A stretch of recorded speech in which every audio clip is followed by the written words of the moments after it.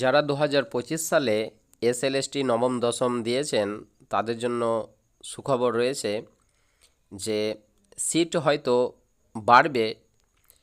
তো সিট বাড়ুক আর না বাড়ুক, বর্তমান অবস্থায় যাদের যে এক্সপেক্টেড যে নাম্বার রয়েছে, যে এক্সপেক্টেড যে কাট অফ কতটা আসবে তা এই ভিডিওতে আপনারা দেখতে পাবেন।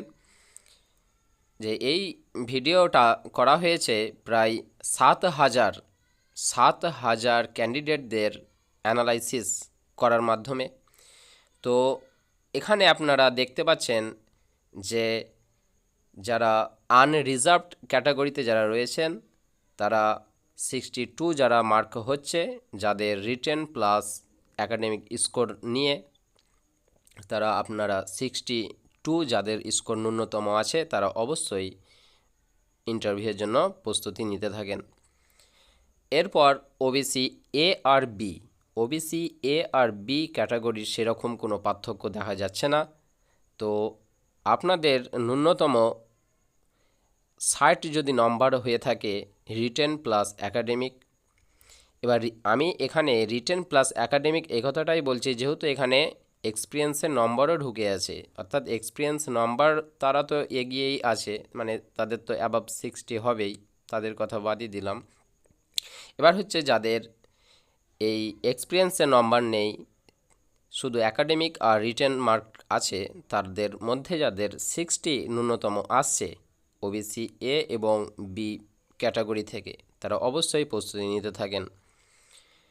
এরপর হচ্ছে এসসি শিডিউল কাস্ট, শিডিউল কাস্টের অন্তর্গত যারা আছেন তাদের ন্যূনতম যাদের মার্ক 58 আসছে রিটেন প্লাস আপনার অ্যাকাডেমিক স্কোর নিয়ে তারা অবশ্যই প্রস্তুতি নিতে থাকেন।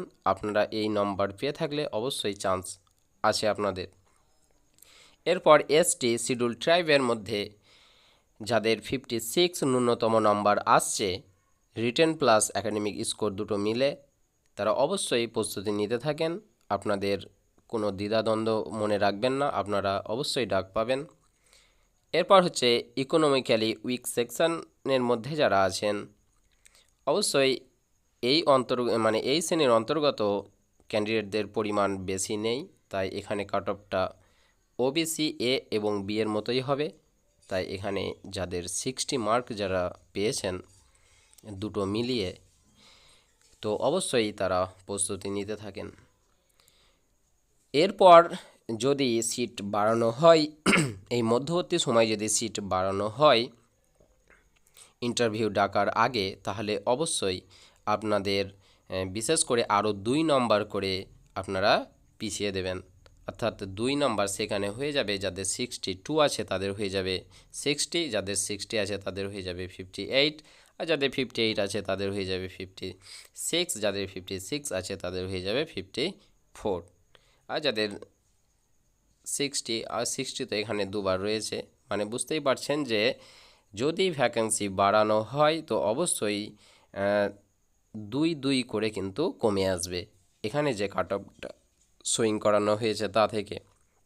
তো আপনারা অবশ্যই প্রস্তুতি নিতে থাকেন। আর যাদের রেজাল্ট এই এক্সপেক্টেড কাট অফ থেকে যাদের নিচে রয়েছে তারাও আশাবাদী, এখন আশা রাখতে পারেন যেহেতু সরকার সিট বাড়ানোর পক্ষেই রয়েছে, তো কিছুটা হলেও হয়তো সিট বাড়বে।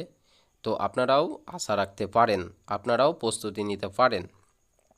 প্রস্তুতি নিলে কোনো ক্ষতি নেই, কিন্তু প্রস্তুতি না নিলে ক্ষতি আছে, ঠিক আছে? তাই আপনারা বি পজিটিভ থাকুন এবং প্রস্তুতি নিতে থাকুন।